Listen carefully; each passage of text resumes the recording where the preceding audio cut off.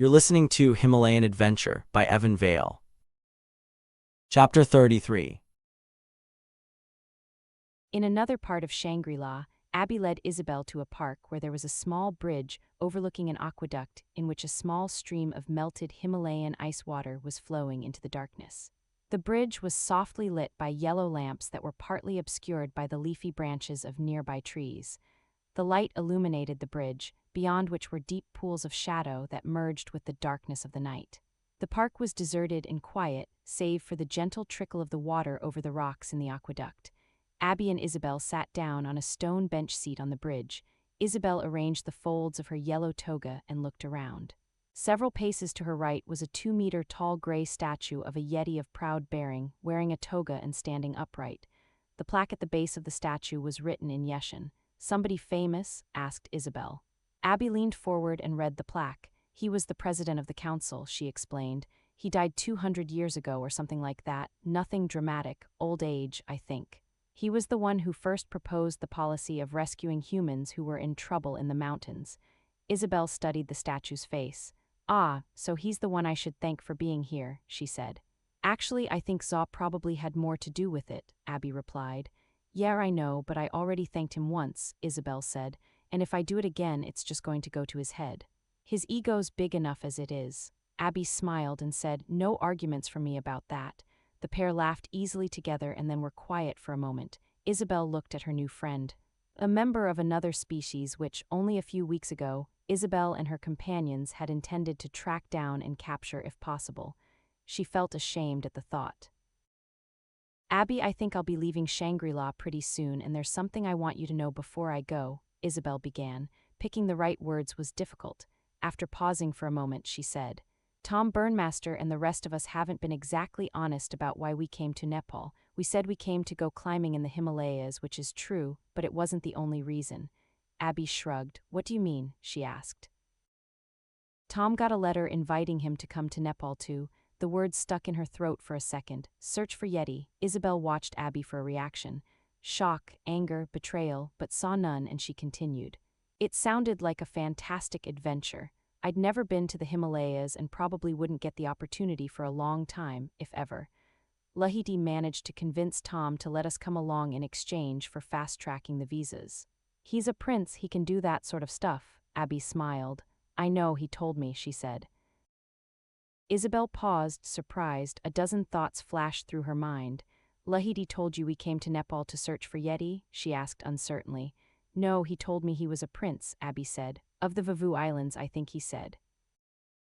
"Oh," Isabelle replied. "Yes, that's right. Anyway, after everything that's happened, I feel kind of guilty about why we came to Nepal and especially about keeping it a secret from you." Abby studied the earnest look on Isabelle's face.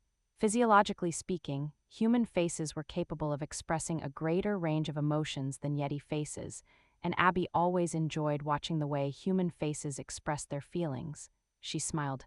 Isabelle seemed so determined to unburden herself that Abby didn't have the heart to tell her that she already knew precisely why Tom Burnmaster had come to Nepal. But there was also another reason why she knew. A reason she would not reveal to Isabelle despite her warm feelings for her newfound human friend. "You don't have anything to feel guilty about," Abby said. "The existence of the yeti is one of the great unsolved mysteries in the world. It's natural that people want to know the answer. If I was a human, I would." Isabelle held her breath. "So you don't mind that we didn't tell you?" she asked. "It wouldn't have changed anything even if you did," Abby said. Isabelle felt relieved. "I just want you to know that you can trust me with your secret," she said earnestly. "You saved my life. I'll take the secret of Shangri-La to the grave." Abby nodded. "I know," she replied. "The others too," Isabelle added. "I know they feel the same way." A thought suddenly struck Abby. She inclined her furry head. "What about Mohawk, Mane, and Flat Top?" she queried. Isabelle blinked. When she said the others, she wasn't thinking of the silver-haired giants. "Well, I don't know them very well," she conceded. "We met them on the way to Langtang, and they traveled with us after that. You would have to ask them, I guess, but I'd hope they feel the same way I do." "Yes, I hope so too," Abby said. Suddenly, there was a rustling from within the foliage of a nearby tree. Isabelle looked up and studied the shadows, but saw nothing. Abby, whose eyes were much better, immediately picked out a small monkey clinging to a branch. Its black eyes stared down at her curiously. "There's a langur monkey up there," Abby said quietly. "Can you see it?" Isabelle shook her head. "There are lots of them in this area. I'll see if I can get it to come down," Abby said, reaching into the folds of her red toga. She withdrew a rectangular biscuit that looked like a muesli bar and held it up for the langur to see. Isabelle's eyes caught a flash of gray fur as the langur scurried along the branch, down the tree trunk and dropped gracefully onto the ground. There it paused, just outside the circle of light, staring intently at the biscuit that Abby was holding in her furry hand. Eventually its desire for the biscuit overcame its fear and it crept towards the two girls. Timidly it moved into the light. When it was a few meters away from the girls it stopped, its glittering eyes darting from Abby to Isabelle then to the biscuit. Now that it was closer, Isabelle saw it clearly, a lithe little monkey about the size of a cat with thick gray fur, a black face, and a long tail. Its movements were furtive, its hands in constant motion. Langurs were common in the Himalayas up to about 4,000 meters, and like the yeti, they had found a peaceful sanctuary in Shangri-La. Abby broke off the end of the biscuit and tossed it on the ground near her feet. In a flash the langur darted forward, grabbed the piece of biscuit, then sat back on its haunches and gobbled it up. Abby broke the remaining portion of biscuit in half and handed one piece to Isabelle, who snapped off a smaller bit and held it out in one hand. The langur watched the blonde-haired girl carefully, then, encouraged by the promise of more food, came forward and took the biscuit. In the brief silence that followed, Isabelle took the opportunity to ask Abby something that had been on her mind for a while. "There's something I've been wondering about since we came to Shangri-La," Isabelle began, "something that doesn't quite make sense to me." Abby adjusted her sitting position and gave her full attention to her friend. This sounds like a really interesting question," she mused. "It's not interesting so much as puzzling," Isabelle said. "To me anyway. I wasn't going to say anything, but we've become good friends, so." "What is it? Just say it," Abby stated. Isabelle tossed the langur another piece of biscuit as she considered her reply. "I've been wondering why you and Zaw and Pemba were following us in the first place," Isabelle said. "You were with us from the moment we left the airport, right?" She watched Abby for a reaction, but the yeti's face remained expressionless, so she plowed on. "You must have been, because Zaw was there when the thieves attacked us in the alley in Kathmandu. And after that you were with us all the time, I bet, traveling around Kathmandu on the way to Shabrubesi and then in Langtang." "Yes, that's right," Abby replied stiffly. Isabelle nodded. "That's what I thought," she said. "What I don't understand is why." The yeti inclined her head and frowned, a very human gesture. "What do you mean, why?" she asked. "I mean, why did you follow us from the airport?" Isabelle asked. "Don't get me wrong, I'm glad you did, but I don't get why, and why you continued to follow us after that." Abby shuffled around. This conversation was leading to questions that she didn't want to answer. "To protect you and the others," she said carefully. "To make sure you stayed safe in Nepal." To Isabelle that seemed like half of an explanation. But why?" she asked. "For the same reasons that the rescue teams save humans in the mountains," Abby explained. "It's one of the council's policies in relation to humans." "Okay," Isabelle said, "so why us? Why not some other foreigners who came to Nepal?" At this point, Abby had to depart from the truth. She didn't want Isabelle to find out the real reason. That she, her brother, and Pemba were at the airport specifically to find Tom Burnmaster. She didn't want to lie to her friend, but she had no choice. "We chose you at random," she said. Isabelle pondered that answer and asked, "You mean we looked so clueless that you figured we needed help?" "I wouldn't quite say it like that, but basically yes," Abby replied. Just then the langur stood up on its hind legs and stared into the darkness nervously. The half-eaten biscuit dropped from its hands to the ground, forgotten. The little monkey's head twitched back and forth with quick, bird-like motions, watching something in the shadows. "What is it, little fella?" Isabelle asked the langur. "You see something?" Abby frowned and peered into the darkness curiously. Langurs were perceptive little creatures, and if this one thought there was something in the shadows, there probably was.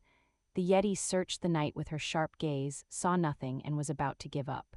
Then she saw a large silhouette detach itself from the shadows and lumber forward. As it drifted towards the light, its silver hair and white teeth shone in the night. When Abby recognized who it was, the fur on the back of her neck stood on end. Not, apparently, a trait unique to human beings. "It's flat top," she whispered, not averting her blue eyes from the approaching giant. Isabelle heard the note of concern in her friend's voice and understood why she felt that way. The silver-haired giant slunk silently from the shadows and came forward, his black eyes glittering like the languors. As he stepped into the light, the scowl on his face disappeared, replaced by a condescending smile that played across his thick lips. There was a predatory menace about the giant that Isabelle found unsettling. He crossed the bridge in silence, taking slow steps, looking from one girl to the other with unblinking eyes. He wasn't wearing a toga but rather attire more suitable to climbing mountains, heavy boots, slacks, and a thick red jacket. Ever wary, the languor scurried aside and watched from a safe distance. This was the first time Isabelle had ever been near Flat Top without either mohawk or mane around. She suddenly realized that their presence had always given her a measure of comfort, even after his old, threatening self had been erased by the amnesia that he suffered after the avalanche. If anything went wrong, if he was suddenly seized by some murderous impulse, they would be there to control him, but now, in the middle of the night, away from the residences of Shangri-La, she and Abby were alone with him. She swallowed nervously and reminded herself that he was a new person now, that he had forgotten his old ways, but her intuition told her otherwise. Isabelle's gaze rose up and kept rising until she was looking at his stony face. He seemed bigger than before, more threatening, more animal. Isabelle watched his nostrils flex open as he breathed, heard the air being sucked into his cavernous chest. "What are you doing here?" asked Abby. "Just out for a walk," Flat Top grunted. "Like you too." Abby raised his eyebrows. "Alone?" she queried.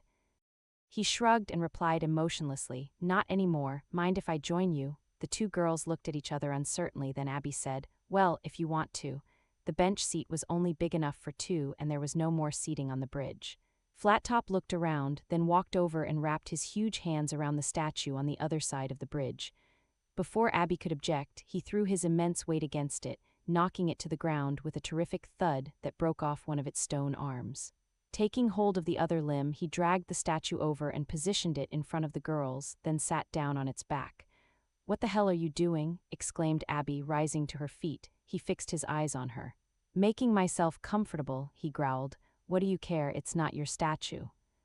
"Yes, but," Abby stammered, "somebody's going to have to fix it." Isabelle glanced at Abby in alarm. Something wasn't right here. She looked at Flat Top's jacket. "You're dressed pretty warm for Shangri-La, aren't you?" she stated flatly. "Old habit," he grunted. "Can't really get used to a toga, more comfortable in my own clothes." Isabelle glanced at the beads of sweat lining Flat Top's forehead. "If you're more comfortable in your own clothes, why are you sweating?" she asked. The shadow of a scowl crossed Flat Top's face and he grunted something unintelligible. Then his eyes flicked from the biscuit in Abby's hand to the little languor that was waiting timidly a few meters away. "You feedin' it?" he asked. Abby nodded. Flat Top gestured for her to give him the biscuit, and she reluctantly did so. Then he leaned forward and waved it at the languor, trying to encourage the little creature to come closer. It watched him suspiciously for a moment, then edged forward, snatched the biscuit from the huge hand and began to nibble at it quickly. "It's easy to get 'em to trust you, isn't it?" he said. "Just give 'em what they want and eventually you can get 'em to eat right out of your hand." Suddenly, with frightening speed, he seized the little monkey with both hands and held it up. It writhed and hissed in his grasp but was unable to escape. He watched it for a moment, savoring its fear, then broke its neck with a sharp crack and dropped the dead body on the ground. The two teenage girls leapt to their feet in horror. "How could you?" Isabelle cried. A maniacal grin spread across Flat Top's gargoyle-like face, and suddenly Isabelle understood with bone-chilling certainty that he had tricked them from the moment he awoke in Shangri-La. She stared at his evil eyes and knew that the story about losing his memory had been nothing more than an elaborate charade. There was never any amnesia, he was not reformed, the slate had definitely not been wiped clean. He had deceived them all and despite their better judgment they bought it. Hook, line, and sinker. As these horrible realizations flashed through Isabelle's mind, Flat Top lunged forward, his powerful hands reaching for both girls' slim necks. He covered the distance between them in a fraction of a second. Some part of Isabelle's mind realized what was happening, but her human reflexes were too slow to react. His huge hand closed around her neck, hammering her backwards and knocking the wind from her body. Abby's reaction time was twice as fast. In the corner of her eye, she saw Isabelle stagger backward in the madman's grasp, but to her yeti eyes, Flat Top's calloused hand seemed to come at her in slow motion. A split second later, she ducked underneath it and leapt sideways, throwing herself through the air with the intention of hitting the ground with both hands outstretched, performing a forward roll, then spinning to her feet to face her attacker with her claws ready. But she was too slow. As the teenage yeti flashed past Flattop in a blur, he reached out and grabbed her ankle, stopping her flight and slamming her into the ground. Momentarily shocked at his speed and strength, she turned over and lashed out at him with her free leg. Her toe claws raked down the arm of his jacket, cutting it to ribbons and drawing blood. Enraged, he stepped back, lifting her off the ground and hurling her against the side of the fallen statue. There she lay, stunned by the ferocity of the attack, breathing heavily. Tears filled Isabelle's eyes at the plight of her friend. Flattop's hand was still wrapped around the blonde-haired girl's neck, slowly choking her. She forced herself to look at his face. "You tricked us," she gasped. Her slim hands clawed ineffectually at his massive wrist. Flattop chuckled. "Just like that little monkey," he retorted. "I just gave you all what you wanted." "And what do you want?" Isabelle hissed. "I want her," he growled, looking at Abby, "to show me a way out of here." A look of confusion crossed Isabelle's strained face. "But we're all leaving soon anyway, don't you know?" she gasped. "Shut up," Flattop snapped. "I want to know where the back door to this place is." He bent down, grabbed Abby by the neck, and growled. "And you're going to tell me where it is? What do you mean, a back door?" gasped Abby. The GX super soldier thrust his chin towards her. "A way out of here that doesn't go past any security checkpoints." "Is there one?" he asked and eyeballed her. "Think carefully because Isabelle's life depends on your answer." Abby swallowed. "Yes, there is one," she gasped. "It has a retinal scan, but that's all. No guards." "I can get you through, are you sure?" Flattop growled. "Yes," Abby said. "You don't need Isabelle so you can let her go, right?"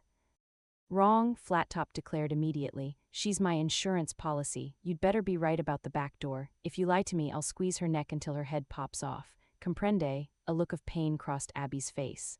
"No," she screamed. "Flattop, you don't have to do this," gasped Isabelle. "We're all leaving soon, including Mohawk and Maine. You're not a prisoner here, right, Abby?" "That's right," Abby confirmed. "I know that," replied Flattop. "But when I leave, I want to take a souvenir with me." As he said that, he held up Abby by the neck to indicate that she was the souvenir. Isabelle's eyes opened wide in surprise. "A souvenir for what?" she cried out. "I came to Nepal to find a yeti tooth and now I've got one with a whole yeti wrapped around it," Flattop smirked. "A pretty one, too." Isabelle bared her teeth. "You bastard," she spat. "The yetis saved you. You and your brothers would still be buried underneath that avalanche if not for them. You owe them your life." Isabelle's impassioned words appeared to affect the silver-haired giant. He looked away and shook his head as if trying to clear an unpleasant thought from his mind. But the moment passed, and when he locked eyes with Isabelle, the steely resolve had returned to his gaze. "None of that matters," he declared. "I have my orders and I must follow them." Isabelle's mind was reeling. "Your orders? You mean you're a soldier?" she exclaimed. Flattop ignored the question. "Enough talk," he scowled. "You're both coming with me." "You're a valuable specimen," he declared, looking at Abby. "And you little blonde-haired brat," he spat, looking at Isabelle, "will ensure that Abby does what she's told. But you'd better keep your loud mouth shut or you'll outlive your usefulness." "That goes for you too, monkey girl. A dead specimen is just as valuable as a live one." "But you need me," gasped Abby, "to show you the way out." "Right," snarled Flattop, "so start talking, or Isabelle starts dying." The teenage yeti began her explanation. Flattop tucked each girl beneath his arms, still with his hands around their necks, and set off into the darkness. That is the end of this chapter. To listen to the next chapter on YouTube or to purchase the digital ebook from Amazon, see the links in the description.